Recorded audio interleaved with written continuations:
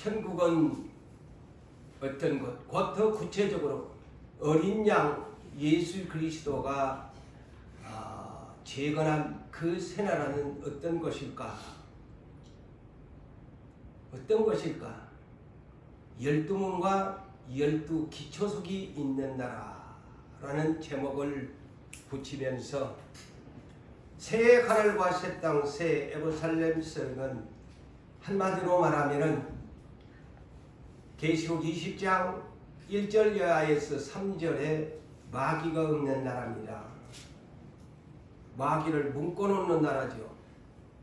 그 다음에 두 번째는 어떤 사람들이 이 나라를 가느냐. 계시록 22장 13절에 주님이 각 사람의 행한 대로 갚아주리라 그랬어요. 그래서 상을 주겠다. 그래서 이긴 자만 갑니다. 행위대로 보상받는 나라예요. 그래서 이 땅에서 세상 말로 말하면 농땡이 치고 예수 그냥 예배 때만 와서 얼굴 그냥 하나님 앞에 보여놓고 흥금 그냥 생각나면 그냥 딱 손에 잡히는 대로 던져놓고 과연 그런 양반들이 천국에 갈 수 있을까요? 분명히 계시록에 행위대로 내가 보상을 가리라 그랬어요. 그래서 이 나라는 행위대로 보상받아요.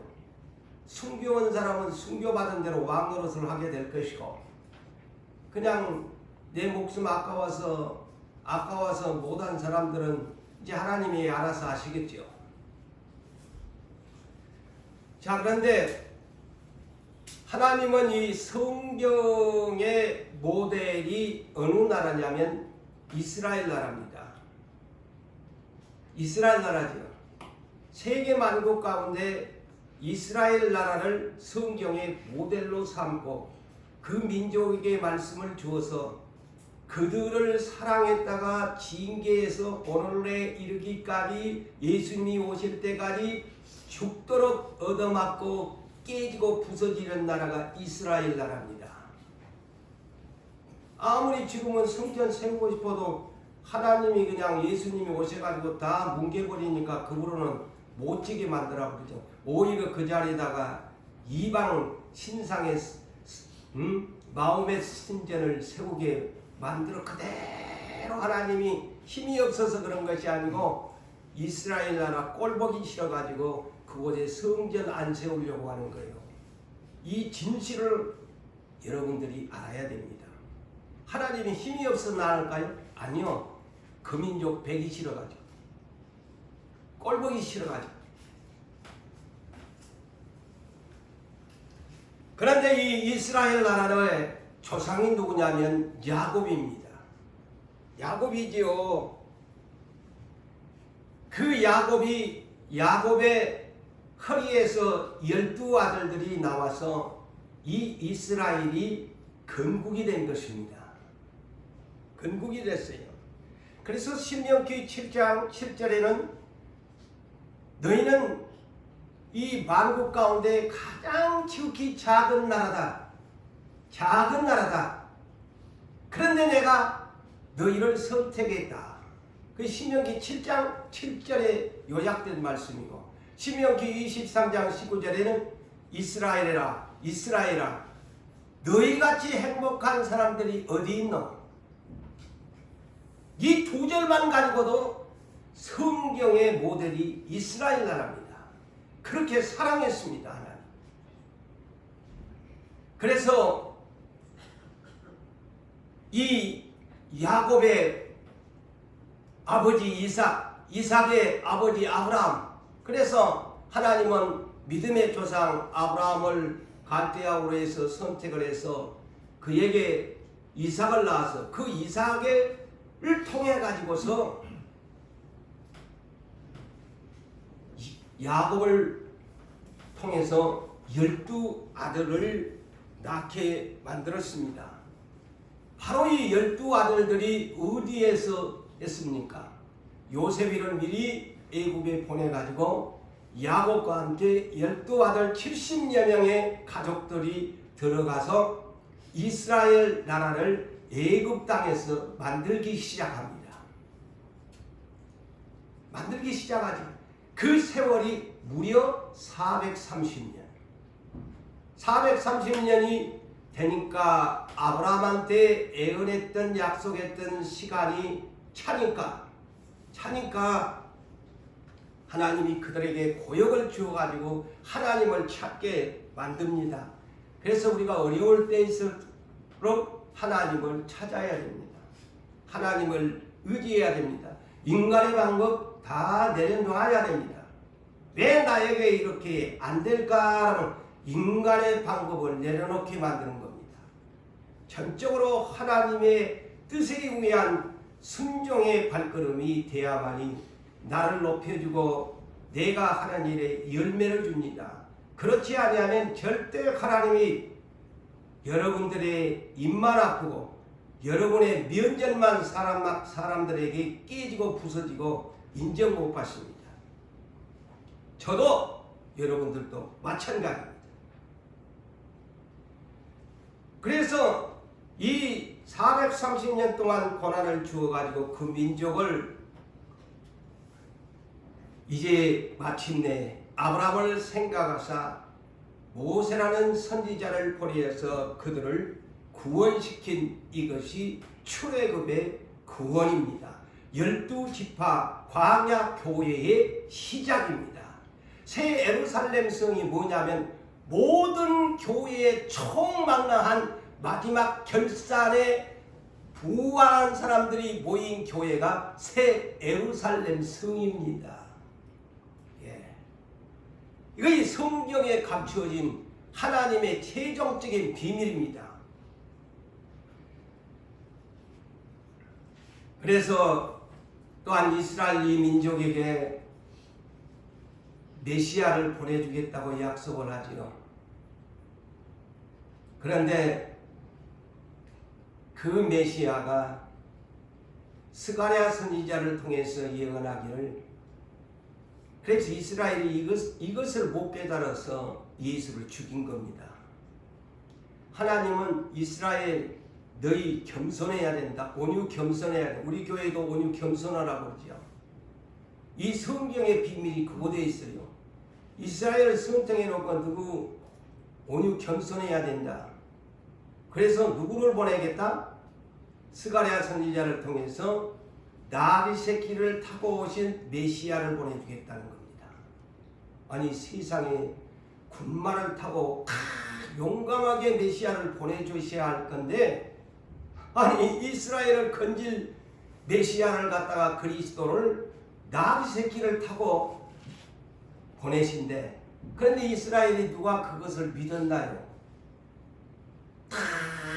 로마의 정권 밑에서 게이부스는 그냥 다윗과 같은 백전백승의 용장을 보내줄 줄 착각하고 하나님을 기다린 거야. 그래서 뉴부산 교회도 바르게 신앙을 깨달으셔야 돼. 예? 지극히 적은 것에 충성하십시오. 그게 겸손입니다.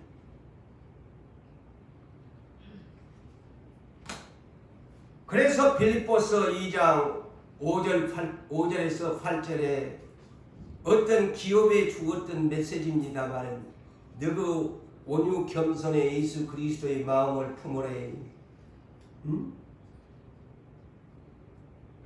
그는 자기의 하나님의 본체였지만 자기를 완전히 비워내렸다. 어떻게? 종의 형체로. 그리고 자기를 아주 낮춰버렸는데 하나님의 신이 사람의 모양으로 낮춰버렸다. 그것까지도 좋은데 아버지가 죽으라고 하니까 십자가에 죽으시는 복종까지 하셨다.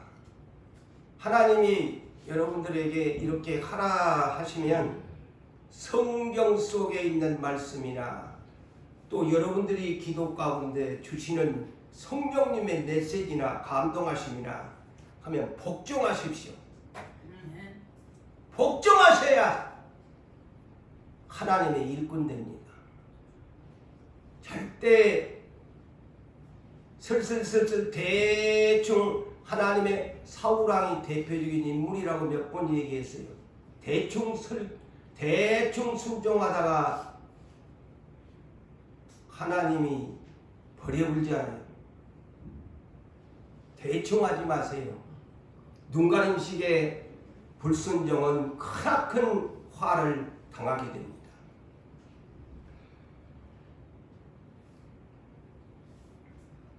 나귀 타고 오신 예수님, 모두 다 호산나 호산나, 다윗의 자손 호산나.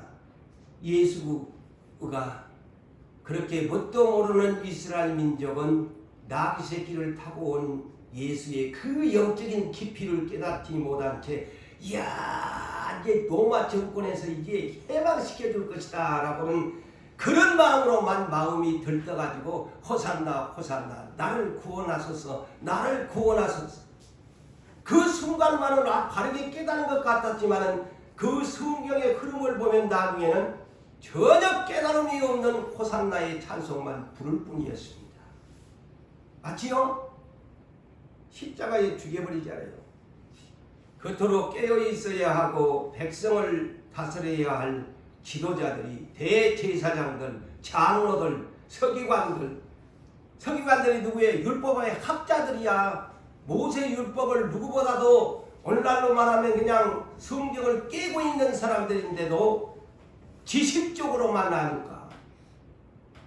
그리고 이스라엘의 유대 왕이라고 하는 헤롯 왕이나 로마의 총독이나 예수를, 나귀 타고 오신 예수님을 완전히 짓밟아버리잖아요. 죽여버립니다. 세상에 이런 비극이 어디 있나요? 그게 기독교의 복음의 시작입니다. 나귀 타고 오신 분을 하나님의 백성들이 짓밟아버렸습니다. 십자가에다가 죽여버렸습니다.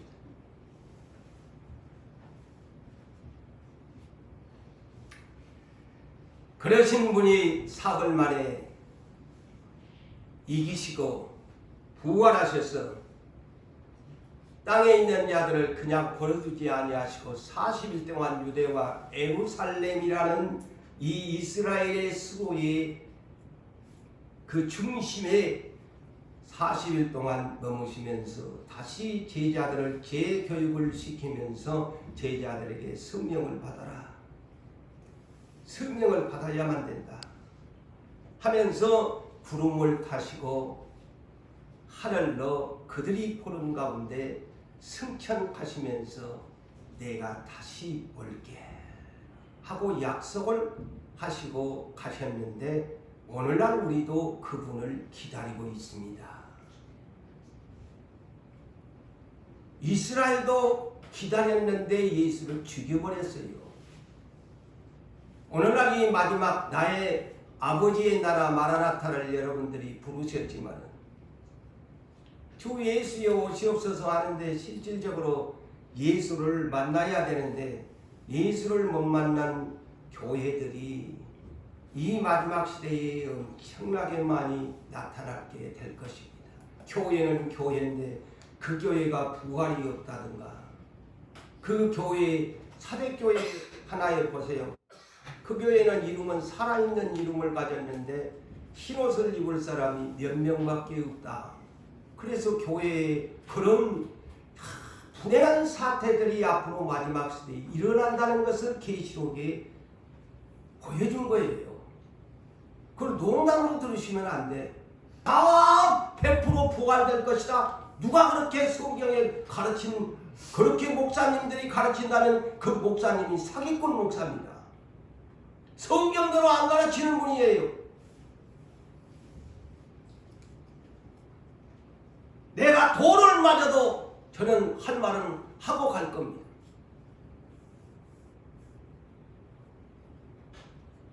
성도들 비 맞춘다고 예수 이름 부르면 다 천국 갑니다. 누가 그렇게 성경에 가르쳤나요? 부흥사들이 그렇게 했겠지요.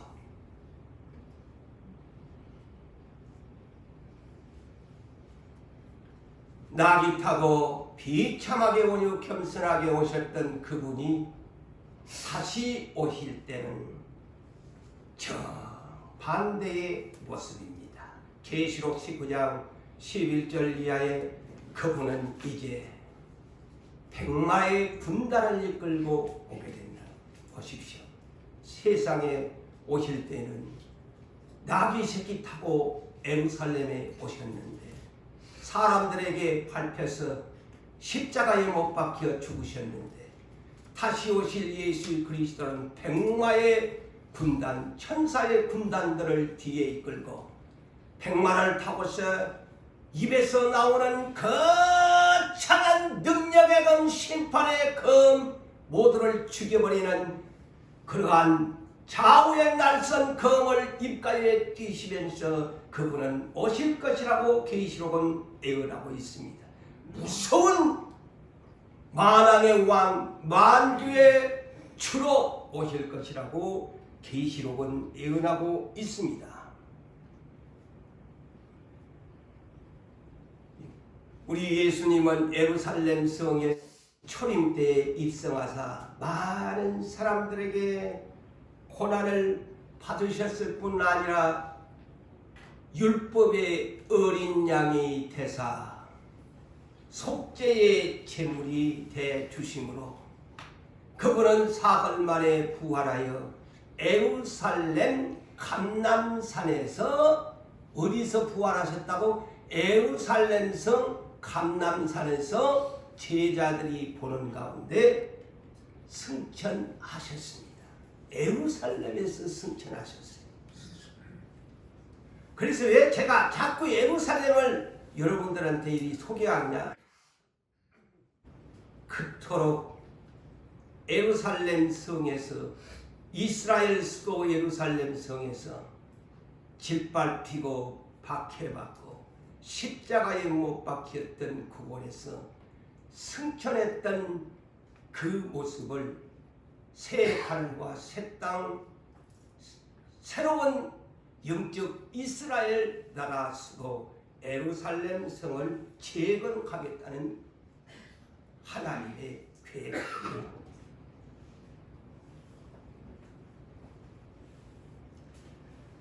그래서 오늘 우리가 주제로 하는 이곳은 12문이 있는 것이고 12기초석 곧 보석으로 세워진 나라를 만드시겠다고 약속을 했습니다. 그래서 이곳은 이 땅에 있는 죄인들이 우글거리는 그러한 이스라엘 수도 예루살렘이 성이 아닌 전혀 죄가 없는 새 하늘과 새 땅, 이 새 예루살렘 성을 거룩한 도시라 그랬어요. 홀리 시티, 거룩한 성이다 그랬어요. 죄가 없는 것, 부활한 사람들만, 이긴 사람들만 가는 나라입니다. 그래서 오늘 이 새 예루살렘 성에는 첫째, 새 예루살렘 성의 규모는 어느 정도일까를 알아야 합니다. 첫째로, 이 새 예루살렘 성의 규모는 어느 정도일까? 오늘 본문 15절과 16절을 먼저 보겠습니다. 이 예루살렘 성과 그 다음에 성문들과 성곽, 이거는 성벽으로 여러분이 이해하시면서 그렇게 들으시면 쉽습니다. 성곽이 묻고 성벽을 말합니다. 그런데 측량을 했는데 금 갈대자로 황금 잣대를 가지고 이곳을 측량을 했다 그랬어요. 황금 잣대로 금 갈대자로 측량을 했는데 이 측량은 사람의 측량이나 천사의 측량이나 같다라고 했으니까 현실에 그대로 받아들입시다. 사람의 측량 곧 천사의 측량이라고 했으니까 더 이상의 깊이에 들어가지 마시다. 사람의 측량이라고 했으니까. 이 수도 예루살렘 성은 이것으로 보면 네모 성자와 같은 도시입니다. 네모 반듯하다. 그런데 희한한 것이 길이와 너비가 보편 가로 세로 이렇게 동서남북을 이렇게 말하면 좋을 텐데 높이까지 똑같아. 그건 가봐야 우리가 알겠어. 높이도 똑같아. 그 영적인 나라라서 천국이라서 여기서는 동서남북 길이만 그냥 사방만 재는데 이 천상에는 높이까지 똑같아. 응? 그런데 얼마냐? 12,000 스타디온이다 그랬다. 그래서 이스라엘에서 청량에도 보면 182 그런데 평균 185m 1스타디온이 185m로 청량을 해보니까 무려 한쪽 길이가 2220km나 돼. 2220km. 12,000 스타디온은 오늘날 킬로미터로 오면은 2220m가 됩니다. 자, 우리나라 동요가 있지요. 무궁화 피었네. 삼천리 강산에 무궁화꽃 피었네. 한반도를 삼천리 금수강산이라고 합니다. 예? 삼천리 금수강산이라고 해. 이 부산에서 저 이북에 이르기까지 삼천리라고 하는데 약 2배에 해당돼. 이것을 리로 계산을 하니까 4km 보니까 5,550리가 돼. 이게 약 6,000리가 되는 거리야. 한쪽만 봐도 어마어마한 길입니다. 길이가 동쪽이나 서쪽이나 남쪽이나 북쪽이나 똑같아. 네모 반듯. 그렇다면 제가 서울은 어느 정도일까? 서울은 동서 길이가 36.78km 밖에 안 됩니다.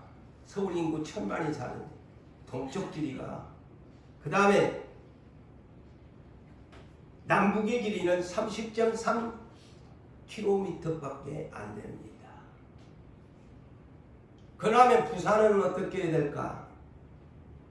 부산은 서울보다 좀 편입을 해가지고 더 커졌어요. 부산에는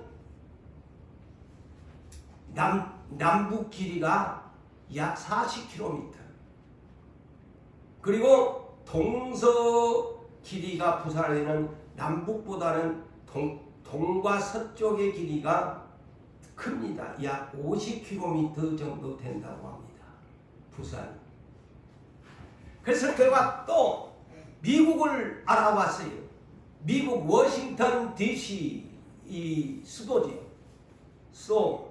미국 워싱턴 DC 수도는 세계 넘버원의 나라인데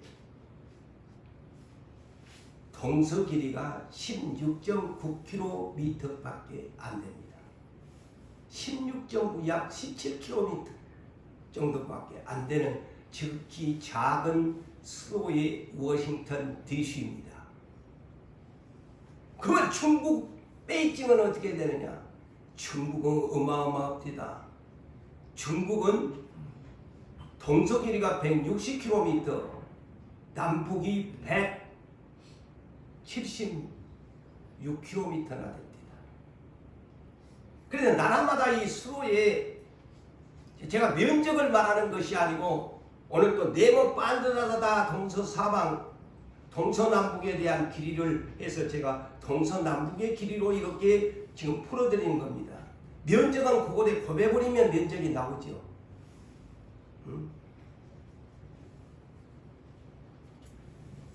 자, 그래서 2220km나 되는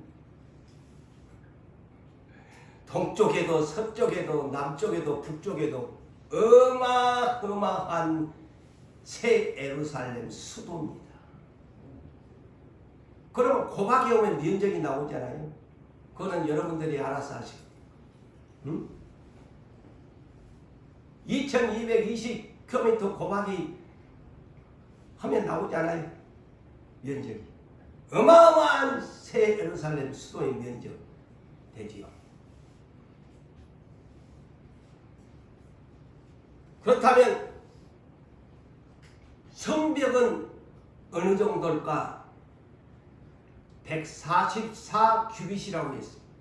성벽의 높이가 1규빗을 뭐 45cm에서 50cm로 이렇게 이스라엘 나라에서는 그렇게 사용을 했어요. 45cm로 계산을 했을 때에도 약 65m 정도나 돼, 높이가. 그렇다면 평균치로 말하면 65 내지 70m나 되는 성곽의 높이입니다. 자, 우리가 2m만 돼도 우리 지금 이곳에 2m 되는 분들 없잖아요. 신장 2m만 되보면 그 장 너머를 안에 무엇이 있는지 보여요, 안 보여요? 못 봐. 그런데 약 70m, 크게 합시다. 70m나 되는 성벽이 2220km 자 네모 반듯하게 성벽이 그렇게 쌓여 있으니까 그 안은 아무도 들여다보지를 못해. 내부를 못 봐. 그만큼 완벽하게 성벽이 쌓여져 있다. 성벽이. 그런데 성벽 색깔이 뭘까요? 벽옥이야. 성벽이 벽옥인데 옥은 그래서 지나간 날 우리나라의 보편적 성전을 건축할 때 보면 무슨 색깔로 성벽을 지읍니까? 붉은 벽돌로 짓지요. 이 벽옥이 짙은 붉은 색깔입니다. 그래서 이 한국에 있는 교회들이나 세계에 있는 교회들이 바로 이런 모양. 근데 오늘날은 현대식이 되다 보니까 다 리모델링을 그렇게 안 해버리고 붉은 색깔에서 자꾸 멀어져 버리는데 이 성벽 자체가 벽옥이 붉은 색깔이에요. 그걸 상식적으로 알아놓으세요. 그래서 지나간 날에 교회당들 뒤에는 붉은 벽돌로 지었잖아요. 다 그래서 이 성경에서 본딴 거예요. 자, 이제 두 번째로 새 예루살렘의 문은 12개의 문이 달렸다. 12개의 문이 달렸다. 그런데 왜 보면은 오늘 본문에도 보면 전부 12 12개의 문, 12제자, 12지파 전부. 지난달에 내가 했잖아요. 이 하나님의 12숫자는 를 먼저 아셔야 돼요. 왜 이렇게 계시록에는 12숫자가 많은가? 오늘 본문에도 벌써 12기쳐서 12문이라고 했고 12사도 12지파 내용들이 이렇게 몇 번이나 언급이 됩니다. 12숫자는 계시록 22장 13절을 답안지로 여러분이 아시면 됩니다. 이 숫자는 예수님의 숫자인데 나는 알파요 오메가요. 처음과 마지막 시작과 마침의 숫자가 12숫자입니다. 그래서 시계도 보세요. 매월의 카렌다도 일반적인 계시에도 12숫자는 시작과 마침의 숫자입니다. 이것을 상식으로 알아놓으세요. 그래서 이 심판주가 되시는 예수님의 이 12숫자는 시작과 마침의 알파와 오메가 처음과 마지막의 숫자다. 이렇게 하시면서 이 본문을 이해하십시오. 그래서 마가복음 1장 1절에도 마가가 특이한 점이 1장 1절을 어떻게 시작했습니까? 하나님의 아들 예수 그리스도 복음의 시작이라. 보십시오. 성경은 언제나 짝이 있습니다. 이 놓치시면 안 돼. 그래서 마가는 예수님의 행적을 기록할 때 가장 먼저 하나님의 아들 예수 그리스도 복음의 시작이라 이렇게 하지요. 그렇다면 예수님의 제자인 계시록을 마지막으로 마치게 하는 요한 사도도 똑같이 그렇게 합니다. 그래서 성경은 한 해가 짝이 있다고 했잖아요. 자, 계시록 22장 13절에서는 요한 사도가 예수님을 시작과 마침이다 그랬는데, 자, 요한계시록 성경 마지막 엔딩을 어떻게 합니까? 사도 요한의 엔딩은 마라나타로 엔딩을 합니다. 예, 잘 아십시오. 사도 요한이 마라나타로 엔딩을 합니다. 자, 볼까요? 계시록 22장 성경 가장 마지막 엔딩 22장 20절에서 21절. 이것들을 증언하시는 이가, 요한계시록은 예수 그리스도의 1장 1절이 예수 그리스도의 계시라 그랬죠. 그 시작이 이제 마침이에요. 이것들을 증언하시는 이가 이르시되 내가 진실로 속히 오리라 하시거늘 아멘. 주 예수여 오시옵소서. 마라나타. 주 예수의 은혜가 모든 자들에게 있을지어다. 엔딩을 아멘으로 두 번으로 끝을 냅니다. 이것이 성경의 엔딩입니다.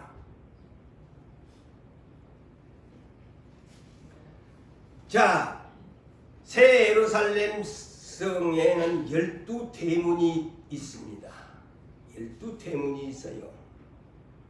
자, 12절 볼까요? 본문. 크고 높은 성곽이 있고 12문이 있는데 그랬어요. 12절 12문이 있다고 그랬어요.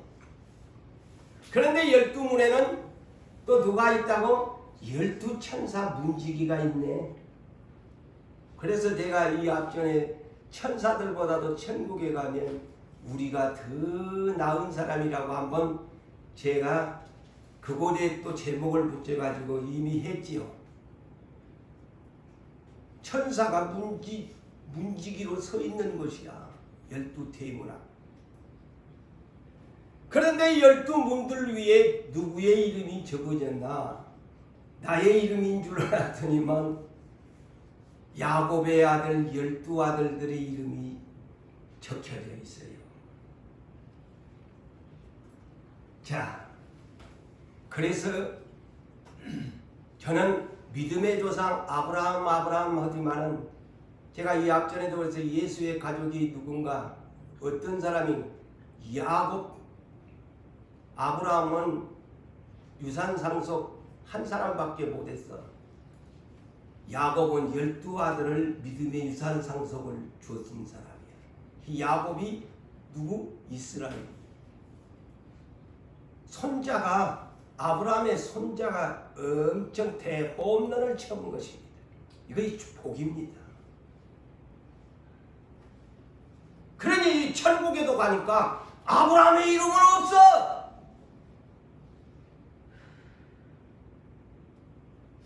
모세의 이름도 아니야. 그 유명한 사람들의 이름이 누구 이름이 있다고? 대문에가?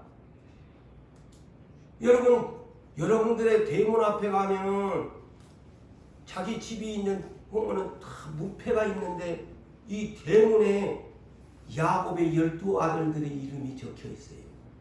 얼마나 위대한 것입니까? 이런 축복이 어디 있습니까? 응?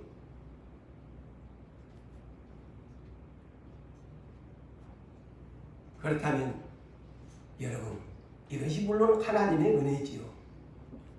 그런데 왜 나는 그래서 의문점이 생긴 거야. 그래서 이게 저도 기도하는 사람이다 보니까 왜 아브라함 이삭도 아니고 야곱도 아닌 이스라엘의 12지파의 이름을 대문에다 써놨나 각자 대문마다. 이것은 창세기 28장을 먼저 알아야 됩니다. 이것이 성경에 감춰진 비밀이야. 자, 야곱이가 장자권의 축복을 아버지 이를 사기를 쳐가지고 도망가가 애갓집으로 도망갑니다. 애갓집에 가가지고 14년 동안 완전히 흥부같이 그냥 자식 새끼들만 막 줄줄이 마누라만 막 줄줄이 먹을 것도 없이 그냥 빈손 든 채에다가 6년을 외삼촌하고 계약 관계를 해가지고 부자가 돼가지고 20년 후에 돌아오지요. 그런데요, 하나님이 이 하나님의 축복을 뺏으려고 하는 이 야곱이가 분명히 인간적으로는 사기꾼인데요, 하나님 앞에는 이 양반이 쓸그릇이야. 그러니까 창세기 28장 17절에서 19절이 답입니다. 왜 천국의 대문에 아들들이 이름이 적혀졌는가? 이것을 알아야 돼요. 자, 도망가다가 돌베개를 잡았는데 꿈을 꾸고 하나님이 막 사닥다리 오르락내리락 하는 꿈을 꾸게 됩니다. 아이고, 그래가지고 그냥 꿈에서 깨어나고 두렵도다 달달달달달달달 뜬 거예요. 꿈을 깨어놓게 하나님을 진짜로 만나고 나니까 이 사기꾼 야곱이가 막 달달달달 한 거예요. 두렵도다. 뭐 달달달 떨었다는 말은 오면 두렵도다 하는 이 내 속에 다 들어있죠. 그냥 하나님이 두렵게 만든. 그런데 여기서 야곱이가 말합니다. 야곱이가 다른 말인 이곳이 하나님의 집이요 하늘 문이로다. 최초의 하늘 문을 열게 하는 장본인 야곱입니다. 하나님의 집 하늘 문이로다. 답이잖아요. 그래서 그 후로 하나님이 이 야곱의 자식을 통해서 하늘 문을 은혜 이름을 써준 거예요. 그게 하나님의 은혜입니다. 하나님의 집에 하늘 문이로다. 그래서 그곳 이름을 베델이라.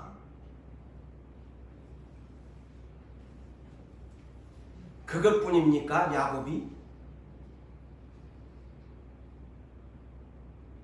20년 후에 부자 돼가지고 집으로 돌아오는데 형이 자기를 아직 용서 안 한 줄 알고 창세기 32장 28절에 하나님하고 씨름을 합니다. 천사와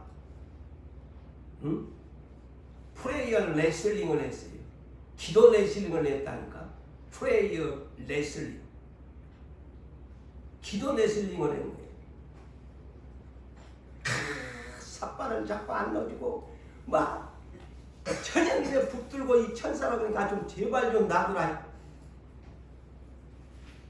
그런데 두 번째로 하나님 앞에 받아낸 것이 뭡니까? 그 위대한 이름이 야곱은 발뒤꿈치를 잡고 나온 그 컴플렉스를 갖고 온 게 야곱이라는 뜻이잖아요. 발뒤꿈치, 형 에서의 발뒤꿈치를 잡고 나왔다 해서 야곱이에요. 컴플렉스 인생이야. 그런데 그 컴플렉스를 완전히 말끔히 하나님이 없애줘버립니다. 그게 뭐냐? 너 이제 앞으로 그 컴플렉스를 지닌 야곱이라고 하지 말고 너는 사람들과 및 하나님과 겨루어서 네가 겨루어서 이겼으므로 다시는 야곱이라고 부르지 말고 너 이스라엘이라고 불러라. 할렐루야. 자, 하늘문을 이라고 고백을 했던 사람이 이제 이긴 자의 조상이 된 거예요. 12아들의 아버지가 된 거예요. 그래서 이 이긴 자의 이스라엘이라는 이름이 광야교회의 시작이 된 겁니다. 광야교회가 여러분 나와가지고 그곳에 나와서도 전부 어땠어요? 민수기를 보세요. 동서남북으로 다 배지를 내어 지파별로 그것을 천국에서 재현합니다. 예, 보십시오. 동서사방으로 지파별로 나눠가지고 그렇게 하잖아요. 광야에서.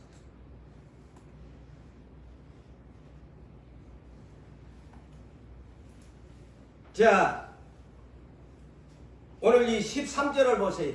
문이 동서남북으로 세 곳씩, 동쪽에도 세 개, 남쪽에도 세 개, 북쪽에도 세 개, 전부 이 세 개 색깔과 12개의 문이야. 이 12개의 문으로 부활한 모든 세상에서 올라온 부활한 민족들이 또 새 하늘과 새 땅의 새 예루살렘의 12문을 들어다닌다는 내용이 오늘 본문입니다. 네. 이스라엘 예루살렘 수도에서도 땅에서도 지난날에 찾아보니까 8개의 문이 있었답니다. 이스라엘 나라에도. 그런데 이제 천국에 가면 12개의 문을 예루살렘 수도에다가 해놨어요. 보세요. 그래서 오늘 본문 24절에서 27절 보니까 만국이 그 빛 가운데로 다니고, 여기에 착각하면 안 돼요. 여기 만국이라고 하니까 세상에 있는 만국을 말하지 않습니다. 절대로 착각하면 안 됩니다. 이 본문을. 여기는 새 하늘과 새 땅을 일컬어 만국이라고 표현한 내용입니다. 이미 부활한 에서 예수님의 나라에 사는 나라들을 말합니다. 여러분 착각하지 마세요. 만국의 그 빛이 가운데로 다니고, 자 여기서 잘 유익해 보세요. 땅의 왕들이 거기 영광을 가지고 그리로 들어가리라. 그리로 들어가리라. 어디로? 12문으로 들어 출입을 하리라 이 말입니다. 땅의 왕권을 가진 사람들이, 새로 왕들이 저 새하늘과 새 땅에 가면 새로 또 왕들을 하나님이 임명한다니까요. 그 다음에 그런데 이 문은 도무지 밤이 없는 도시라서 낮과 범인이 없는 도시야. 그래서 대문이 닫혀지질 않아. 오늘날 소위 땅에서 말하면 24시간 문이 안 닫히는 곳이야. 그 다음에 두 번째로 봅시다. 사람들이, 자 아까는 땅에 왕권을 가진 사람이 12문으로 들어다닌다 했고, 그 다음에 사람들이, 자 구별해 놨잖아요. 이 보니까 사람들이 또 만국의 영광의 종기를 가지고 그리로 들어가겠고. 보세요. 자 왕권을 가지지 아니하는 다른 보편적인 백성들이, 부활한 백성들이 그 12문으로 출입을 하면서 수도 예루살렘을 드나든다는 이 말이에요. 12문을 통해서. 그러면서 27절이 중요합니다. 오직 어린 양의 생명책에 기록된 자들만 세 번째 들어가리라 그랬어요.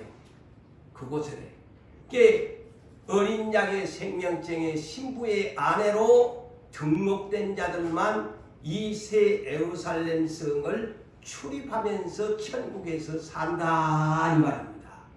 그를 일컬어 만국이라.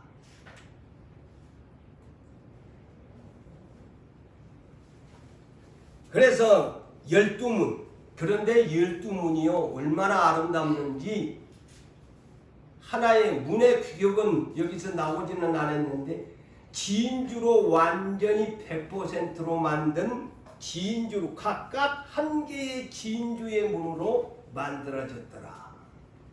예. 그냥 완전히 문이 진주로 그냥 온통 만들어진 거예요. 진주문이야. 우리는 진주 요만한 것만 더 이런데 12개의 12개의 문이 온통 그냥 진주로 만들어지는 대문짝으로 만들어놨다는 거예요. 그 얘기입니다. 그 다음에 이제 세 번째로 우리가 볼 거는 새 예루살렘의 성의 이제 기초석입니다. 자, 여기에 14절을 보세요. 성과 비 성벽이 12기초석, 그 위에는 자 어린 양의 12 사도들의 이름이 적혀있다.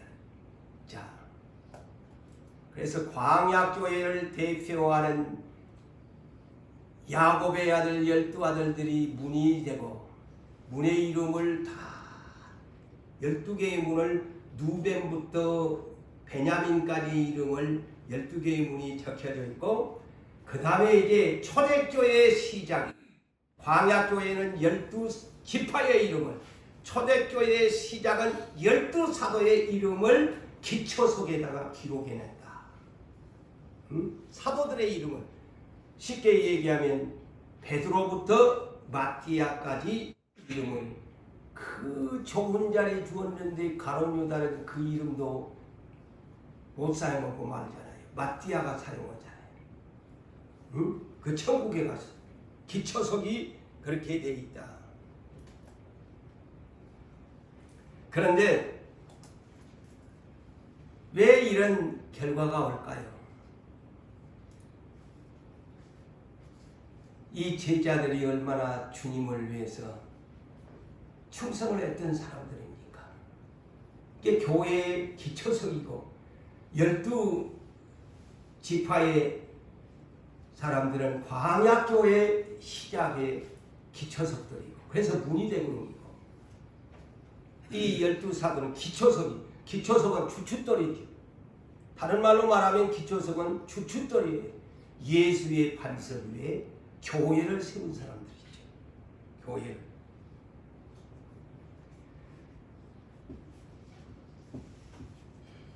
그런데 이 18절을 보십시오.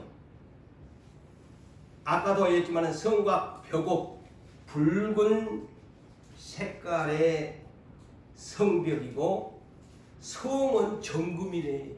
세상에 성이 정금이래요. 정금. 황금이야. 성 전체가요. 벽은 붉은 색깔로 벽옥 옥으로 둘러 2220km를 동서남북으로 이렇게 성벽을 쌓아놨는데, 그 안에 있는 성은 황금성이다. 황금성이다. 그런데 황금성이 얼마나 깨끗하든지 여기는 100%야 99점도 아니고 맑은 유리 같더라. 그냥 반짝반짝 황금이 빛나는 거야. 그리고 21절에 보세요. 아이고 길인데 여기는 그냥 막 도착발도 있고 아스팔트도 있고 검은 것으로 깔려져 있는데 그거는 황금길이래. 황금길인데 여기도 맑은 유리 같더라. 그러니까 길도 그냥 유리처럼 그냥 황금이 그냥 반짝반짝 참 기가 막힌 데야. 이거는. 그런데 한번 상상해 보세요. 길이와 넓이와 높이가 12,000스타디온 2220km를 동서남북으로 이렇게 돼 있다고 생각하니까 눈이 부실 정도로 상상할 수 없는 새 하늘과 새 땅의 새 예루살렘 수도. 그래서 계시록 21장에 신부가 남편을 단장함과 같이 아름답더라 그랬어요. 그렇게 표현을. 이 성이 그렇게 아름답다 이거죠.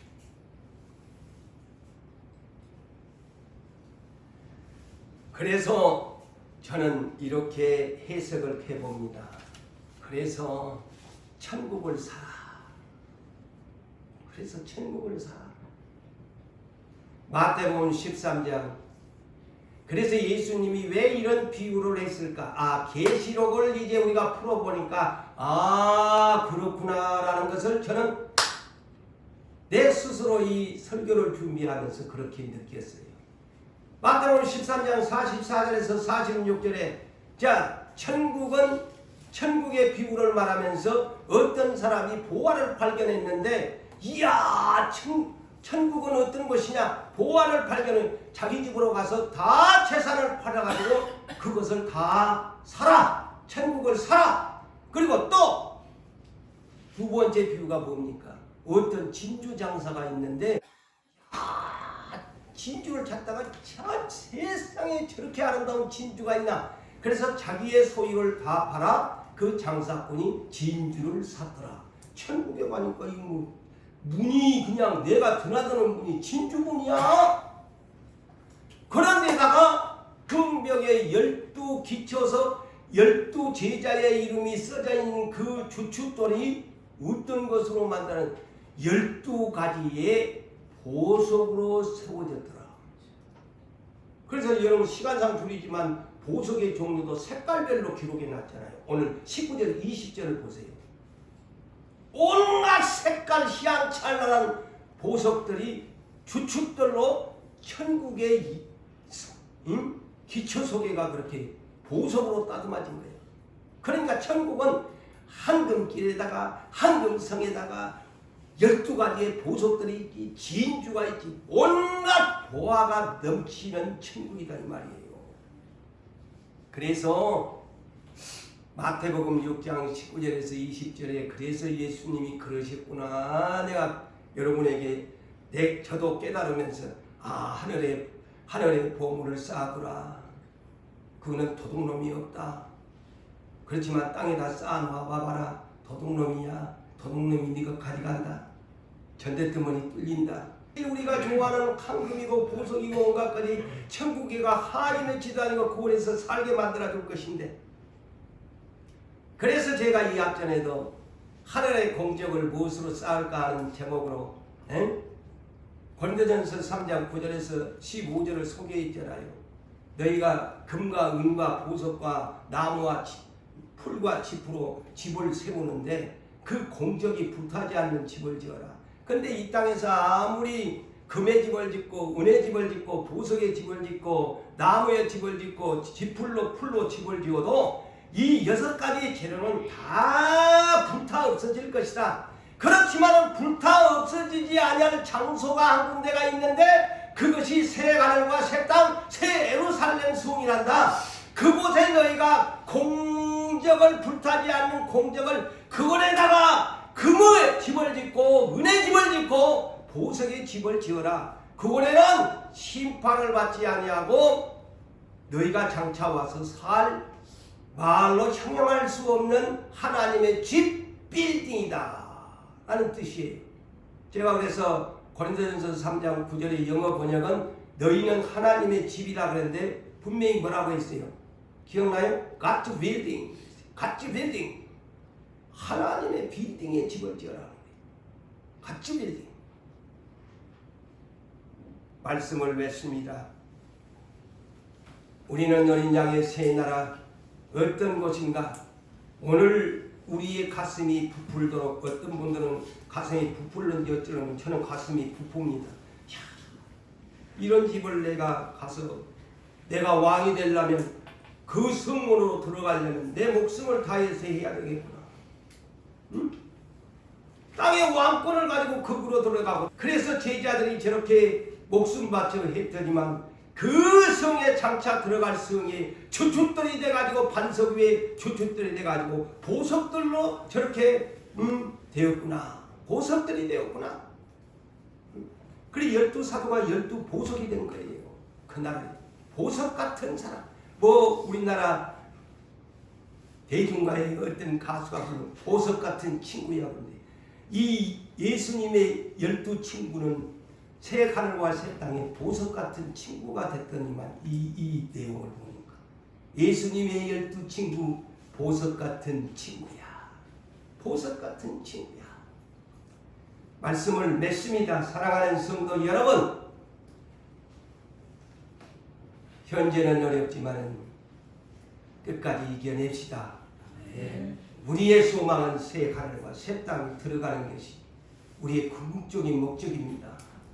이 땅에 아무리 많은 것을 쌓아놨어도 많은 것이 나에게 남겨서 내가 가지고 가는 것은 아닙니다. 하늘에다가 저 황금성에다가 내 공적을 쌓는 여러분 되시기를 주의 이름으로 축원합니다.